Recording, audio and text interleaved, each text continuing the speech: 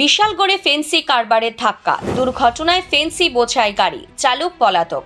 দুই গোষ্ঠীর মধ্যে গুলিকাণ্ড। বিশালগড়ের ঐতিহ্য পরম্পরা ম্লান করে দিচ্ছে বেআইনি নেশা কারবার।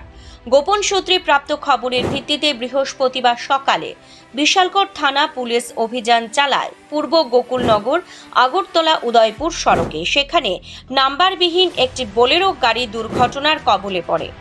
পুলিশ ঘটনাস্থলে পৌঁছে গাড়িটি উদ্ধার করে তল্লাশি চালিয়ে 425 বোতল এসকাফ সিরাপ উদ্ধার করে।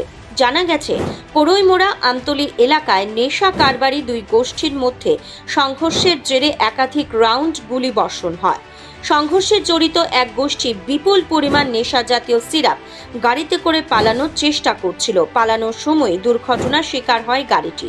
পুলিশ সূত্রে জানা যায়, আমতলী এলাকায় অতীতে একাধিকবার গুলিকাণ্ড ঘটেছে, তবে এবার নেশা কারবারের সঙ্গে সরাসরি সংযোগ পাওয়া গেছে।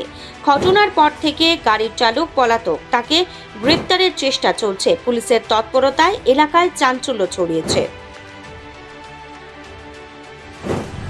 আজকে ভোরবেলা আমাদের কাছে একটি খবর আসে যে একটি বোলেরো ভেহিক্যাল গোকুলনগর কলেজের কাছে ক্যাপসাইজ হয়ে পড়ে আছে। এই খবর পাওয়ার সঙ্গে সঙ্গে সাপসহ ঘটনাস্থলে যায় এবং দেখতে পায় একটি গাড়ি, বোলেরো গাড়ি রোড সাইডে ক্যাপসাইজ হয়ে পড়ে আছে। তখন গাড়িটি নাম্বারলেস ছিল।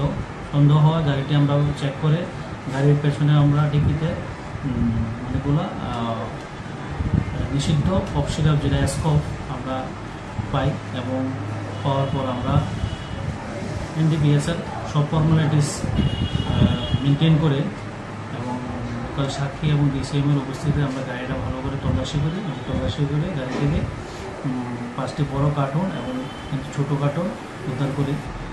যা সর্বমোট 825 বোতল এসকফ আমরা উদ্ধার করি।